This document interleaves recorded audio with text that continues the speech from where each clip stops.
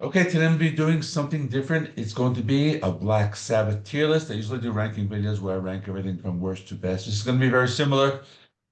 We have the S tier, which is like the greatest albums. Those I'm going to only put maybe like three maximum. And then we have the A through the F, and you can vote. That's really easy to understand. So this is fun. I've seen other channels do it. I did a poll. Black Sabbath was the winner. So let's have some fun with this. I'm going to be doing these in chronological order. So let me just jump right into it. So the first one is the self-titled debut, Black Sabbath, released. This was actually just had its anniversary. The 53 years heavy metal just started. I think it was like 2 days ago from the time of this recording. And just a great album. So so many great tracks. Let's see, we have Black Sabbath, The Wizard, Behind the Wall of Sleep, NIB, even the second side. Some of the lesser known tracks. Evil Woman, it's a cover, but I love that one.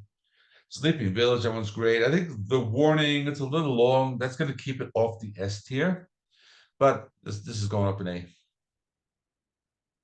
And next we have Paranoid. This is just another album released in the same year, 1970. Hard to believe such a heavy album was released in 1970. That's actually like, these are like the only two albums released before I was born, I think.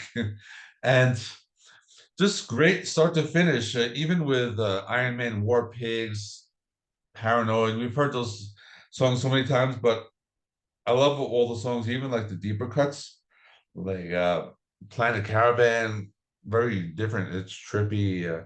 Fairies Wear Boots, Electric Funeral. I think that's like my number one Black Sabbath song of all time. So great. Love that riff. And this is one definitely going in the S. Okay, next we have Master of Reality, another awesome album. It's just, in the early 70s, they were on fire. They just had really great albums. This is great start to finish because they have so many different styles. They have the Sweet Leaf, which is just it's a heavy metal. After Forever, that's just really great. Then they have those instrumentals, Embryo, Orchid. Those ones really awesome. Lord of this World, Solitude, Into the Void. Into the Void is really great, very ahead of its time. This is like the first like sludge metal album, I guess you could say. It's been called many firsts, but this is another one. This is going up in the S. Now we have volume four. This one's still good. They're still on a roll here. This one came out in 1972. They had a lot of substance abuse problems in this one, so that kind of like affected how the album sounds. But even still some great songs here. I think we have Supernaut. That one's really great. Really great guitar riff. I think Snowblind. That's probably the most popular one. The ballad changes, like one of the first like metal bands doing like a ballad that was kind of unknown at that time. So that one's great. But even like the deeper cuts, St. Vitus Dance, Under the Sun, Cornucopia, these are all good stuff. But this one is going to go in the A tier. Next is Sabbath, Bloody Sabbath. I like this one. It's kind of like, I feel like doing some different stuff there, getting like a little proggier. I kind of feel that like using like some more keyboard sounds and like changing, like playing around with their like guitar tone. Now that one I like because we have Killing Yourself to Live, Who Are You? Those are really cool, like trippy songs. But then we got the heavy stuff like Sabbath, Bloody Sabbath, and we have a National Acrobat. That's just really great. Fluff the instrumental. This one I used to listen to all the time. So this is another one. This one's going to go up in the A tier. Next is Sabotage. This one's another one that's really good. I love this one. It's very different. They're starting to evolve their sound. They're still very heavy. They're very dark. It's a very dark album. But I kind of feel they took like what they were doing with that like progressive stuff, what they did with Sabbath, Bloody Sabbath, and they're kind of like applying it here. So this one has lots of great songs. So we have let me like pull up this track list. Hole in the Sky, that's kind of one of the more like catchier songs. Symptom of the Universe, possibly one of the first like thrash metal songs made. Megalomania, That one is so awesome. It's like this long song, or it just has these really great haunting vibes to it. And that instrumental, Superstar, an instrumental with like this choir. I mean, like we've never heard anything like that. It's just so awesome. And then Am I Going Insane? That's kind of like I think the radio hit, and then the Writ. Another one was Deep Dark Cut. So this one, I'm putting this up high. I'm putting this up here. I think it's just really underrated. Okay, so now the albums, at this point in the band, they're kind of like going through some troubles, and they're thinking of adapting their sound to the styles, the times. It's 1976. I'm talking about Technical Ecstasy. It's still very good. It's just like kind of like a change in sound. It's a little different, kind of underrated. They have some really good stuff because you have Backstreet Kids. That's one's a really good one. Then You Won't Change Me. I like that one a lot. It's a little more melodic. Then they have something completely different called "It's All Right," which sounds like a Beatles track and has Bill Ward, I believe, on vocals. Completely different for Sabbath, but they weren't afraid to do something different. And Rock and Roll Doctor, I like that one a lot, but I think this one I don't go back to it that often. I'm gonna put this one down a little lower in C. Next is Never Say Die, another one that's kind of follows that same style. The band was going through lots of problems, lots of tension between Ozzy. This is like the last one with Ozzy until 13 later on. Actually, I like this one better than Technical Ecstasy. I always thought it was just better songs. But I don't know how you feel, but I think this one is like a step up from Technical Ecstasy. I think it's really good. I like Never Say Die. I like the Hard Road. It's more just like a straightforward, like hard rock song. That one's really good. Johnny Blade. I like having Junior's Eyes. And even the Swinging the Chain. That one was another one I think I had Bill Ward on vocals. They did some different stuff, but this one I like better than Technical Ecstasy, but not as much as like the top two tiers. But I'm gonna put this one in the B tier. Okay, so at this point in their career, Ozzy leaves. They get Ronnie James Dio, and they release some of their classics. And this next one is Heaven and Hell, released in 1980. So this is a classic. I always felt that this one was they kind of maybe went more towards a traditional heavy metal album. I feel like on this song that they do more of that stuff that would be 80s metal. I think for that reason it's very innovative. It's really ahead of its time, but just all the songs, front to back, are all great. Neon Nights, Children of the Sea, that's more of those like haunting types of songs. Heaven and Hell, that's like the most like Sabbath sounding song on this album. But even the other ones, Wishing Well Die Young, Walk Away, Lonely is the Word, just solid album all the way through. This one I might, well, I was tempted to put it up in the S, but I don't want to like put too many up in the S, but I'm going to put it as a high A tier here. And next I have Mob Rules, which is the second album with Ronnie James Dio. This is an album where I feel they have some better songs, but there's also kind of like some, I guess you can call it filler. And it's really good. Like the good songs are like really good on this one. So, for example, Turn Up the Night, great. Sign of the Southern Cross, one of my favorite, probably my favorite Black Sabbath song with Ronnie James Dio. We have Country Girl. I love that one a lot. It's really great. I always felt that E5150, that instrumental, was kind of annoying. I know maybe it kind of serves as an intro to the mod rules, but it just I feel it takes too long.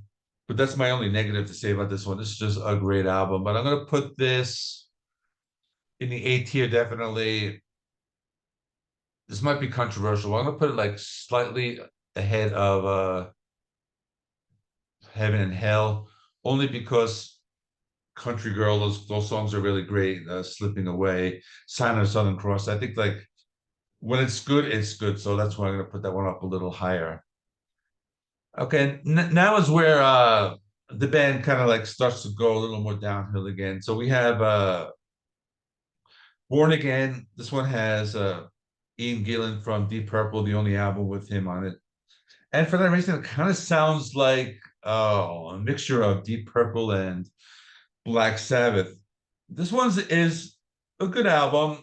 I think it's not, as great as some of the other ones, but I think it's very good. I think we have like the first side is really great with Trashed, Disturbing the Priest. I think the band Lamb of God, like original name was Disturbing the Priest. I think I'm right with that one. And then Zero to Hero, Digital Bitch, those ones are all good. I think the last three songs are the ones that I don't like as much.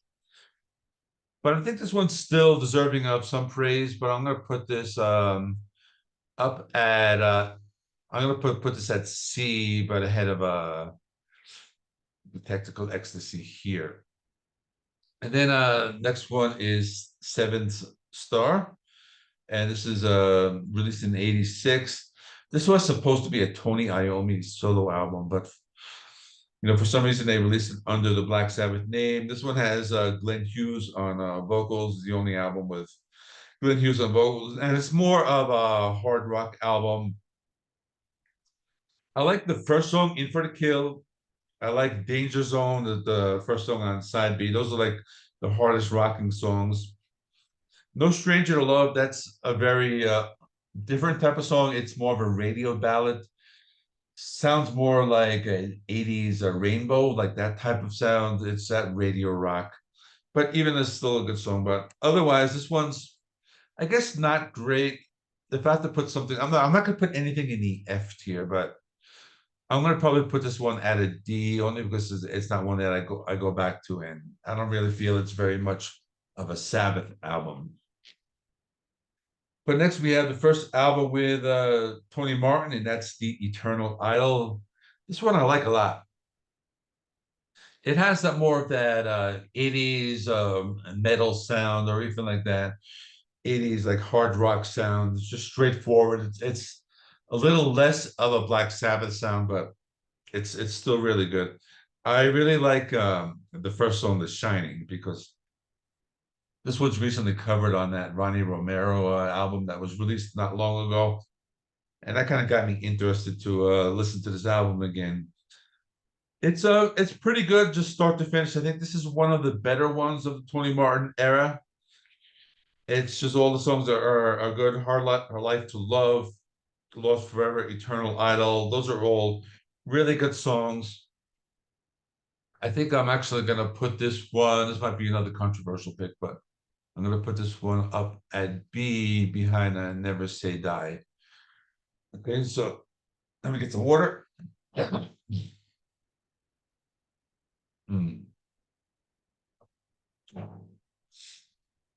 Next, another Tony Martin album, The Headless Cross. This one is a very dark album. This one I remember, like when I used to watch Headbangers Ball when I was a teenager, they used to play this video a lot. And it was kind of surprising for me because I was used to Ozzy and Black Sabbath. I didn't really know much about music back then. I was only like a teenager. And I saw they would say a new video from Black Sabbath. Here's Headless Cross, and they'd show it with this different guy. But I like this one. It's dark, but it has that 80s sound. And I think this one they did very well. Like all the songs are very good. With Headless Cross, Devil and Daughter, When Death Calls, Call the Wild. I think that's one of the more like I guess commercial sounding ones. But then Black Moon, Nightwing. This one is very dark, like the lyrics are very like dark and haunting and evil. Really good, probably the best of the Tony Martin's albums. So this one's gonna go up as a high B tier. Next, I have another Tony Martin album. I actually don't remember this one when it came out. It came out in 1990, and I was like really into metal at the time, but for some reason I don't remember it. It's called Tear, and this is This one, I don't. I've heard a lot of people say they like it a lot. This one, I don't really connect with for some reason. I don't know why. Just I've never connected. It's more that it is straightforward heavy metal sound. Not a lot of like those like Black Sabbath like riffs, those Tony Iommi riffs. That's what I like. But this is more like with song titles like Odin's Court and Valhalla. They're doing more of that type of sound, that Amon Amarth. It doesn't sound like Amon Amarth, but that type of lyrical content. And I never really connected much with this album, but I think it's okay. Maybe a little better than the 7 star. So I put this at D, a little bit above that one, like that. But next, Ronnie James Dio comes back and they release another really great album. This is another one I don't remember coming out. I think I was listening to a lot of grunge in 1992. But this is a solid album all the way through. It's just really great lineup. We have Dio, Iommi, Butler, Minneapolis, and then on keyboards, Jeff Nichols. So a great lineup here.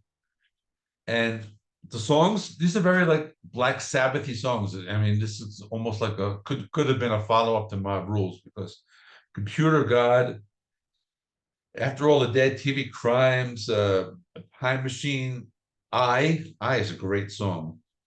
So this is a solid album. I think it gets overlooked because at this time Black Sabbath was kind of like having different vocalists, but they brought Dio back. Not the best Dio album, but still great. I'm gonna put this one in a on a B tier, up high. I'll put it like right after a Headless Cross because it's just a solid album. Lots of classics on here. This is Cross Purposes, and this one actually surprised me because I liked it a lot. It's a Tony Martin album, and this one is the most like Sabbath sounding one of the Tony Martin albums. I think it has like more of those slower guitar riffs, sound a little more similar to, their more classic style. And I like this one a lot. I was actually surprised. I thought this one was like I didn't think I was gonna like this one when I listened to it, like going back to all these. But this one was really good. I enjoyed it a lot. We have Eyewitness, Crown of Thorns, Virtual Death, all those good songs. But this is the album where they bring back those like heavy riffs. I felt there was a little different style than something like Tear or the other Tony Martin albums, even Headless Cross. Headless Cross was more of a traditional metal album, but this was more all of those like slower, like doomier Sabbath riffs. So this one's very good. I'm gonna put this at B, but I'm gonna put it right behind Eternal Idol because it was very good. I enjoyed it a lot. Next is Forbidden. Now this is the one that everybody hates. It was produced by Ernie C of Body Count. It has Ice-T rapping on one of the tracks. Everybody always puts this like you probably expect me to put this at F, but I have a soft spot for this album. It's one of those albums I've listened to a lot in the past. I used to have like a copy of this on my MP3 player, and I would play it a lot. So I know the songs very well. The song with Ice-T is called Illusion of Power, but that one has some really great Sabbathy riffs. And then the other songs are very catchy. Can't Get Close Enough, Guilty as Hell, I Won't Cry for You, Rusty Angels. I mean, these are have very like singable choruses. So I don't hate this much as others. So this is going to be kind of a controversial move when I do this, but I'm going to put this up in B, right behind Never Say Die. And I know everybody's going to disagree with me, so just let me hear it in the comments. But I always liked Forbidden. I think it's better than a lot of people thought it was. Now, two more albums. Now, this one, technically, it's not a Black Sabbath album, but it's the same lineup as the Heaven and Hell album. It has Dio. It's the last Dio album before he died. And I listened to this again in preparation for this video, and this album is really good. I mean, it is like one of the best deal, probably the best Dio album since Mob Rules. As far as his time in Black Sabbath, it is just really good, heavy riffs, Adam and Evil, and all these just great songs here. This one I was very surprised. I think this is one that I recommend if you've never listened to it. This is like the best Black Sabbath album that you've never heard. So definitely check it out. It's called Heaven and Hell, the Devil You Know, and I'm putting this one up high. You know, I'm gonna do another controversial move. I'm gonna put this up here in the A because that's how good it is. It's just like a really great album, just solid start to finish, great riffs. I love this album. Then the last album I'm gonna do is 13, The Return of Ozzy Osbourne. And I like this one, but my always issue with this one was they were like trying too hard to sound like their early 70s style, and I think it sounded very derivative. But with that being said, it's an album that when I put it on, I enjoy it. I listen to it. I think it's good for that, but it's not very original, like God is Dead, that kind of sounds, like early 70s stuff. So some of the songs sound like they're like Black Sabbath title track. I think Zeitgeist sounds a lot like Planet Caravan. And a lot of it sounded derivative, but it's a decent album. I think if you like classic Sabbath, it's just a fun listen. I don't think it's bad, but for just due to the lack of originality, I'm gonna put it down low, maybe above Born Again. So that would be what is that number? Okay. So this is the tier list. So the way it's done, best to worst would be this is my number one, this is my number two, three, and then four, five, six, and so on. So this is how I rank them. I don't know, let me know in the comments what you thought. And that's all. Definitely comment below. Let me know how this was. I'm not really used to doing these tier lists with a whole screen like this, but I'm usually like used to having some like notes in front of me, but this was a little harder for me. But anyway, let me know in the comments. That is all. And let me just close this out. Let me figure out how to stop recording. So let me yeah.